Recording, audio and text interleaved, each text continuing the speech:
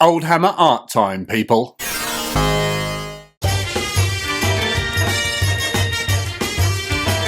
It's one of the most famous slogans of all time now in the Warhammer 40,000 universe: be just and fear not. What does it even mean? Does it mean do what you like and don't give a shit? I've no idea, but we need this on a t-shirt. So what we have here is a wonderful piece by Dave Gallagher, featuring some of Warhammer 40,000's most famous character units, Chaplains and Commissars. I think you will agree, it's really very good, and I'm a big fan of Mr. Gallagher's work. Now, although I've looked at this piece of artwork many times over the years and pored over the details, I've never noticed the dead Commissar on the floor before. I always assumed that was just a shadow or something, and I can't believe I missed it. Also, I think that's either Wolverine or Clint Eastwood. Now, back in the 1980s, you would often find these old Commissars would be wearing shades. But never just any old shades, oh no, they'd be wearing aviators. Probably popularised by the likes of Top Gun, released around the same time. Or perhaps the sculptors didn't enjoy sculpting real eyes, perhaps. Whatever the case may be, they look fantastic, and I think you would agree. Also, were they standard kit for a Commissar, or were they just personal items they took with them into battle? What I like about this piece is that there are chaplains from 3 different Space Marine chapters, all in the same picture. We have a Crimson Fist, which isn't unusual for the time period, a White Scar, and a Dark Angel. Funny thing is, these guys actually look smaller than their Commissariat counterparts. Maybe it's a perspective trick, or maybe it's just a sign of the times. Now, if you would be so kind as to give your attention to the Crimson Fist Chaplain on the left, you will see he has this sort of inlaid gold armour decoration. I love the look of these things. You saw it on a few officer miniatures back in the days of 1st edition, but it seemed to die out in the early days of 2nd edition, which I think is a shame. I feel it needs to make a comeback. I don't actually know what this stuff is called, but if you know, then please let us all know. My name's Marcel, and this is Snakeworks. Now, I once had an Ultramarine Captain miniature with that style of decoration once, and I don't know why he's slicing. I think it's because he had a sword. And thinking about it, that might have been my first ever metal miniature. Back in the very early 90s? I wonder what happened to him. I probably sold it, or threw it away like everything else that happens in your teenage years. A waste. Please, sir, I didn't realise talking to the demon with 4 boobies was heretical. She said she liked my profile picture. This man is looking a little upset, a little sad, a little sheepish. I would assume he needs forgiveness for fiddling around with Slaneshi demon women. I'm not aware of who the artist is for this piece, so if you know, let us all know in the comments below. This gentleman doesn't look like a youngster, does he? He looks a bit old. Perhaps he got zapped by Emperor Palpatine's lightning. Also, he looks a bit like a guy called Alan that I used to work with. He was a nasty stirring son of a bitch, so I'm glad I don't have to see his face anymore. Above this man's ear, on the left hand side of his face, is an interesting looking tattoo. It has a sort of serpentine snaky look to it. My guess is this is some sort of Tzeentchian link, and he's therefore a servant of chaos. Unless he just likes handling snakes and has a tattoo of one. Maybe he had it done in his younger years. This gentleman has some interesting looking fingernails. They're very long but surprisingly clean. Mine get dirty in about 5 seconds when they start getting long, so I have to cut them a lot. Also, they remind me of Carrie Fisher's cocaine finger from The Return of the Jedi.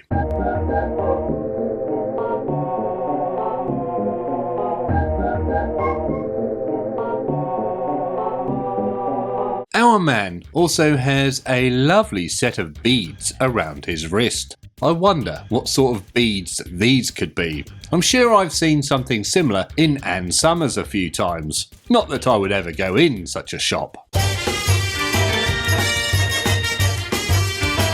Alrighty then, sweethearts, 10 internet cookies if you're able to work out just what the hell is going on in this picture. It's very busy, isn't it? There's a lot of detail here to work through. So what I think we have here is a bunch of everybody's favourite warp squatters, Daemons.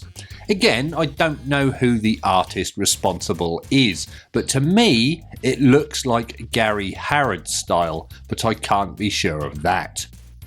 My brain is telling me what we have here are 3 Daemons, a trio. Trio. Remember the old chocolate bar adverts for those? I think it had a little obnoxious kid screaming at people. I need to go and look that up. Trio! Too loud. Trio! I said that was too loud. I want a trio and I want one now. Yeah, well, we all do, man, but listen. I was today years old when I realised they had just redone the Banana Boat song for that advert. The weird looking demon thing on the left appears to be hanging upside down from the ceiling. Well, that's what I think's going on. It's just a big eye on a stalk, which reminds me a lot of Max from The Flight of the Navigator. As a kid, I was always massively jealous of the big room full of toys David got when he was abducted by the NASA scientists. He also got to hang out with a young Sarah Jessica Parker, which must have been nice. Hi, I'm Carolyn McAdams. I think the Nurgle looking thing in the middle of the piece is a plague marine. A plague marine with one eye, which I actually think looks quite cool. The reason I think it's a plague marine is because I can make out what looks like a typical Space Marine bolter and power armour. Well, a version of them at least. Thinking about it, it doesn't actually look like a bolter at all, does it? The beauty on the right hand side of the picture is a little harder to make out. He's hard to decipher. I think the term is visually read. What I think I am seeing is a flamer of Tzeentch perhaps. I believe I can make out what appears to be a torso with maybe multiple heads and arms with little mouths on the end of them. If it's not a flamer, then what else could it be? Now Nurgle has always been a very popular god in the hobby world. I think it's because some people enjoy the messy or therefore freer style of painting you can do on them. But although Nurgle's popular, I still think that Khorne is probably the most popular. Not the band, they're terrible, but the god. It's also interesting because Nurgle and Khorne aren't even the best gods, which is quite obviously Slaanesh. Now if you fancy coming to discuss the best Chaos God or anything else hobby related, then please feel free to come along and join us on our friendly Discord server, which is not behind a paywall. There's a link in the description below, and I'll put one up here for you somewhere. We look forward to chatting to you there. This picture is quite nice, isn't it? It's clear and readable, which I like. It depicts some renegade space marines, or chaos space marines as they're known nowadays. Again, sadly I'm unaware of who the artist is, so if you know, please let us all know. It actually looks like another Gary Harrod piece to me, but again, I cannot confirm. These particular Space Marine renegades appear to hail from the Death Guard, Nurgle's favourite Space Marine chapter, or legion I should say. Nurgle affiliated things seem to be popular these days. I myself am not really a fan as they look too messy for my liking. I'm more of a Slaanesh man. Also, how do you like to pronounce it? Slaanesh or Slaanesh? On the Plague Marine on the right, we can see what appears to be a Nurgling clinging to his helmet. These have been around for a long time, but seem to be more prevalent these days. People seem to love the little familiar types on their miniatures, and I quite like them too. The best familiar ever though was the old walking book, or the moon-faced thing. 10 internet cookies if you can remember those. What I find really quite amusing is that the Death Guard chap on the right his intestines are hanging out in an interesting manner.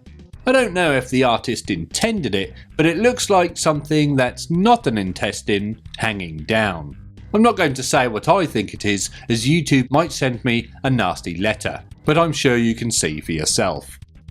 The Space Marine on the left appears to have a bit of a problem with his leg. It looks messed up or rotten and bad. It reminds me of something you might see grow out of a torso in The Thing or something. Isn't body morphing and mutation more of a Tzeentch thing, or is it just really rotten? For some reason, it would appear that Gandalf is in the background wandering about. We can see him here in silhouette. At the time of writing, I've just heard that they're making a Lord of the Rings prequel about Gandalf and Aragorn hunting Gollum. This has the potential to be good, but also could be terrible, as today's movie climate is lacking. There's always hope though. Oi! Come back here, you little scallywag! Here we are being chased by a chaplain. Do you think his name is Charlie? Charlie Chaplain. I'll get my coat. So again we have yet another chaplain-centred piece of artwork. I think this piece is by Dave Gallagher and was a companion piece to our first full colour piece from earlier, but I wouldn't want to put money on that. I can't see any signatures or anything confirming it's Dave Gallagher, but let us know if you know. These Space Marines appear to be hailing from the Crimson Fists chapter. It's possible they are Imperial Fists, but I don't think they existed in the lore when this art was created. Did they turn up just before the advent of 2nd edition? I do wonder when the Imperial Fists were first mentioned.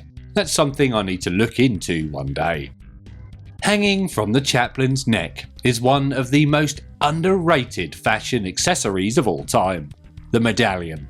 I feel these need to make a comeback. They were big in the 70s and 80s, I think. I always remember Mr. T had quite a few. This chaplain's medallion has a fantastic eagle motif, and I feel I need to get one of these for myself to wear when I'm out smiting heretics. It's beautiful. Now I don't know if it's another trick or perspective or something like that, but the Crozius Arcanum has weird looking proportions to me. The handle is absolutely massive, like a big black rolling pin or something, and then the actual weapon part, the eagle, looks really small. To me this is backwards. Although odd, I feel it adds a lot of interesting character to the piece and I do actually like it. Bring back the fat, girthy handles.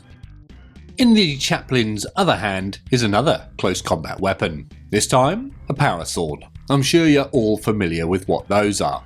This power sword, however, is interesting in that it looks less like a typical fantasy sword and more like a rapier. We don't see many of these on miniatures today. Or was it actually called a cutlass, not a rapier? I think a rapier might be the really thin long one. You know the one I mean, the sword that pirates use all the time. Back in the day, not now. I don't think there's any pirates anymore. Actually there probably are pirates, but not the sort of pirates I'm talking about. You wouldn't steal a ship. Anyway, I think pirate swords look good. And speaking of good, if you're enjoying this video, then please consider liking it and subscribing to the channel. That means you, Carl. If you are enjoying the content on the channel, then please consider joining us on Patreon, the link to which is in the description below, or up here somewhere. Or you could even become a channel member, which is becoming all the rage these days. Again, there's links in the description below. This picture features a wonderful day in the life of some people working on a Titan. Is it the crew? Possibly. Again, sadly I don't know who the artist is, so if you know then please let us all know in the comments below. It's a fantastic piece regardless. The big head in the background is from a Warlord Titan. It matches the head style of the Warlord Titan heads from the original boxed game Adeptus Titanicus. That was a game I never managed to get hold of, but it is on my to acquire list. Let me know if you know of a sensibly priced complete copy for sale somewhere. Later on the head designs changed a bit, but I still like this first iteration. I think what's actually going on here is some sort of repair work being supervised and blessed by some sort of priest-like character. Imagine someone singing and chanting while you're trying to do a bit of DIY. I suppose it's their version of having the radio on, live singing instead. Although oral hymns are not the sort of pieces I want to hear when I'm working. But don't knock it until you've tried it, I suppose. In the centre of the picture, something very weird is happening. Well, weird things are happening all over, but this is very weird. It looks like a kid spraying out ice cream from a cone all over a metal sofa looking thing. Jabba sat on one of those. Is it called a dais or something? Back in the day, I had the toy of Jabba on his dais. It had little doors that opened and shut, and the Jabba figure had a little wiggly tail.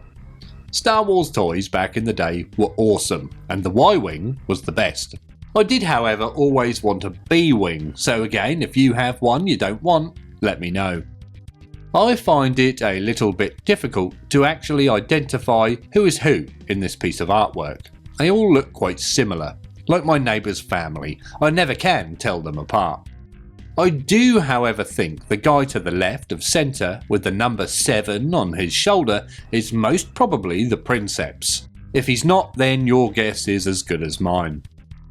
On the left hand side of the picture is a chap I can only assume is some sort of security staff member. He looks the part, doesn't he? He actually reminds me a little of those Wayland Yutani commandos from Alien 3.